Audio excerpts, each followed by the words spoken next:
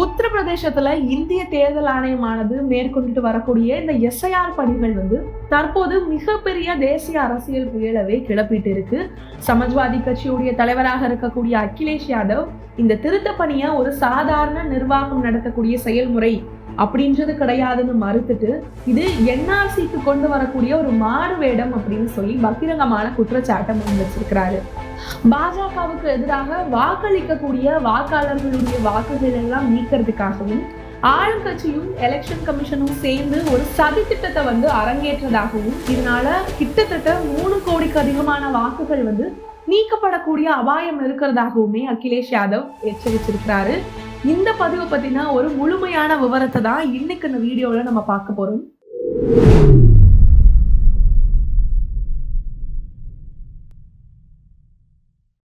கோபாசை நண்பர்களுக்கு வணக்கம். வீடியோக்குள்ள போறதுக்கு முன்னாடி மறக்காம சேனலை சப்ஸ்கிரைப் பண்ணிக்கோங்க. அப்படியே இந்த வீடியோக்கு ஒரு லைக் பண்ணிட்டு இது பத்தின உங்களுடைய கருத்துக்களை மறக்காம கமெண்ட் செக்ஷன்ல பதிவிட்டுருங்க.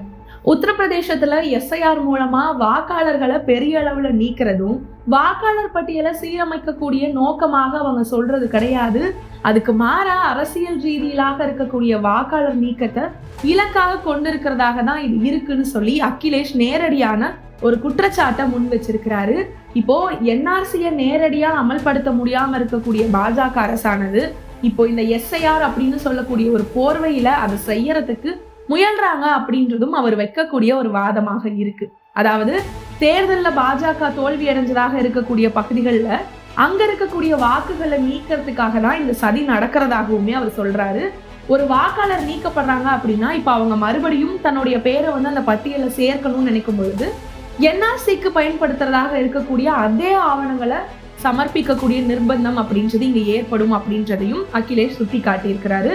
மேலும் வாக்காளர் பட்டியல் திருத்த பணிகள் எப்பவுமே வாக்காளர் பங்கேற்ப ஆதரிக்கிறதாக தான் இருக்கணுமே தவிர, ஆனா இங்க இப்போ இருக்கிறது என்னன்னு பார்த்தோம்னா எலெக்ஷன் கமிஷன் அதுக்கு முற்றிலுமே நேர்மாறாக செயல்படுறாங்க அப்படின்றதுதான் இங்க அவருடைய மிக மையமான ஒரு குற்றச்சாட்டாகவே இருக்கு. அதே போல உத்தரப்பிரதேசத்துல மொத்த வாக்காளர்களுடைய எண்ணிக்கையில பார்க்கும் பொழுது 3 கோடி அளவுக்கும் அதிகமாக இருக்கக்கூடிய வாக்காளர்கள் நீக்கம் அப்படின்றது தேர்தல் ஆணையம் கிட்டத்தட்ட திட்டமிட்டு இருக்கிறாங்கன்றத பத்தியுமே அகிலேஷ் யாதவ் ஒரு விஷயத்த முன் வச்சிருக்கிறாரு. இது மாநிலத்துடைய மொத்த தேர்தல் களத்தையே கிட்டத்தட்ட தலைகீழாக மாற்றக்கூடிய ஒரு சக்தியாக மாறிடும் அப்படின்றதுனா வர இருக்கக்கூடிய 2026 மக்களவை தேர்தலுக்கு முன்னாடி இது மாதிரியான அளவுக்கு ஒரு பெரிய அளவுக்கான நீக்கம் அப்படின்றது வரக்கூடிய முடிவுல மிகப்பெரிய ஒரு அபாயத்தவே ஏற்படுத்தும் அப்படின்றதுதான். மேலும் இப்போ இந்த எஸ்ஐஆர் பணிகளை எலெக்ஷன் கமிஷன் கையாண்டுட்டு வரக்கூடிய விதம் அப்படின்றது அதோடைய நம்பகத்தன்மையை பெரிய அளவுக்கு ஒரு சவாலுக்கு உள்ளாக்கி இருக்கு. அதாவது முன்னதாக இருந்த இந்த எஸ்ஐஆர் பணிகளோட சமயத்துல பீகார்ல ஒரு குறிப்பிட்ட 24 மணி நேரத்துல மட்டுமே 1.18 கோடி படிவங்கள்ன்றது சேகரிக்கப்பட்டிருக்கு அப்படின்றதுதான் எலெக்ஷன் கமிஷன் தெரிவிச்சிருந்தாங்க.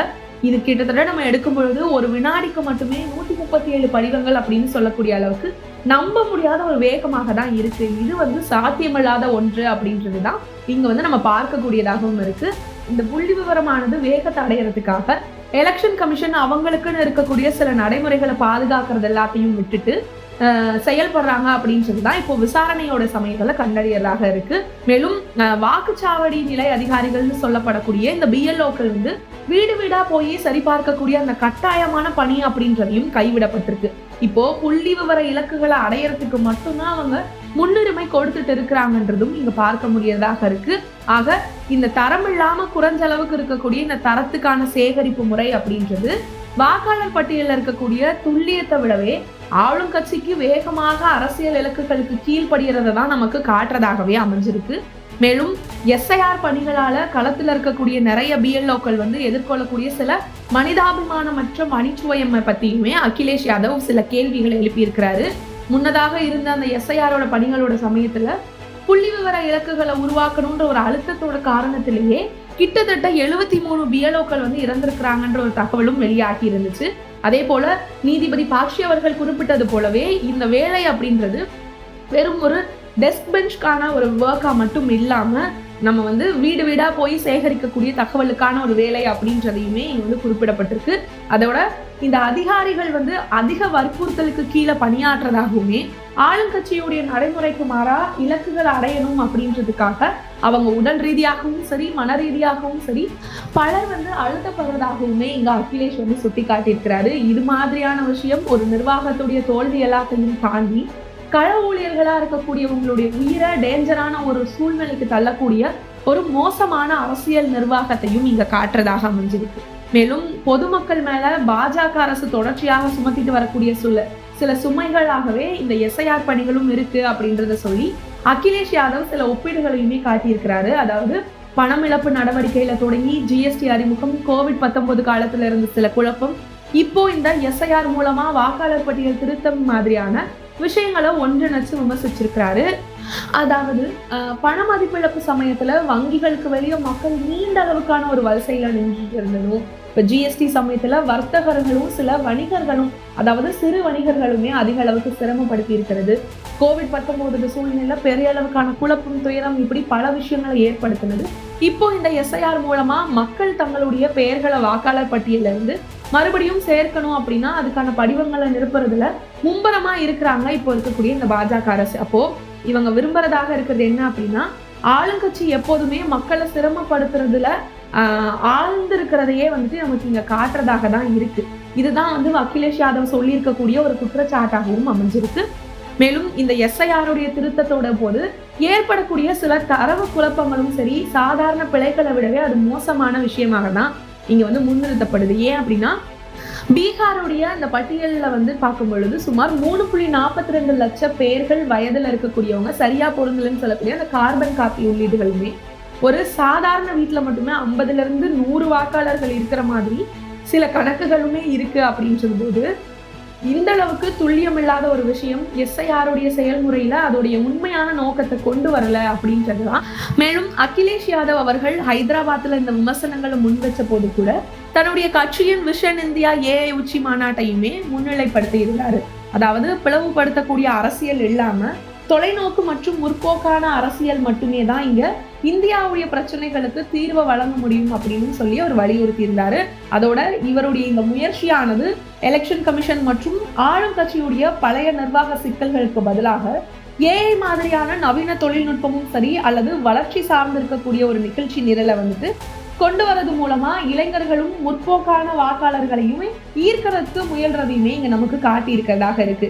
இது பாஜகவுடைய தற்போதைய அரசியல் யூகத்தை எதிர்கால நோக்குடைய கொள்கைகள் மூலமா எதிர்கொள்ளக்கூடிய ஒரு நடவடிக்கையாகவுமே இங்க நமக்கு காட்டுறதாக இருக்கு. மேலும் அவருடைய இந்த வருகையோட சமயத்துல பிஆர்எஸ் உடைய தலைவர்களான இருக்கக்கூடிய கே.டி. ராமராவ் மற்றும் கே. சந்திரசேகர் ராவோடையுமே பேசியிருக்கிறாரு. மக்களவை தேர்தலில் சமாஜ்வாதி கட்சி 37 இடங்களை பெற்றிருக்கிறது மூலமா உத்வேகம் பெற்றிருக்கிறதாகவும் ராமராவ் கூறியிருக்கிறாரு. எதிர்கட்சி கூட்டணிக்கு சாதகமான சூழல் நிலவிட்டு இருக்கிறதையும் இது காட்டுறதாக இருக்கு. ஆக இது மத்திய பாஜக அரசுக்கு எதிராக ஒரு பரந்த தேசிய கூட்டணியை உருவாக்கும் அப்படின்றதுதான் இங்க அகிலேஷுடைய மறைமுக முயற்சியுமே நமக்கு காட்டுறதாக அமைஞ்சிருக்கு.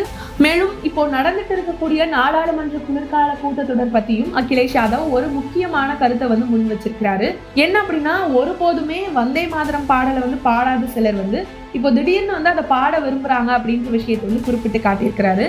இது தேசியவாத உணர்வுகள் அரசியலுக்காக பயன்படுத்துறதும், தேர்தல் நெருங்கக்கூடிய இந்த மாதிரியான வேளையில ஆளும் கட்சி தேசியவாதத்தை ஒரு கருவியா பயன்படுத்துறாங்கன்ற விஷயத்தையும் விமர்சிக்கக்கூடிய ஒரு செயலாக மாறி இருக்கு. அப்போ பிளவுபடுத்தக்கூடிய அரசியலுக்கு பதிலா முன்னேற்றத்திற்கும் முக்கியத்துவம் கொடுக்கணும் அப்படின்னு சொல்லிதான் அவர் இந்த அந்த விமர்சனத்தையும் வலுப்படுத்தி காட்டியிருக்கிறாரு. மேலும் எஸ்ஐஆர் ஒரு கிட்டத்தட்ட என்ஆர்சியுடைய மாறுவேடம் அப்படின்றதும் இங்க அகிலேஷ் சொல்லியிருக்கக்கூடிய ஒரு விஷயமாக இருக்கு. இப்போ வாக்காளர் பட்டியல் திருத்த இந்த பணிகளுடைய சமயத்துல ஜனநாயகத்துடைய அடிப்படை அமைப்பாக இருக்கக்கூடிய வாக்குரிமையுடைய சமத்துவத்தை நேரடியா தாக்கக்கூடும் இந்த விஷயமானது அப்படின்றதுதான் இப்போ நமக்கு ஏற்படக்கூடிய ஒரு அச்சமாக இருக்கு.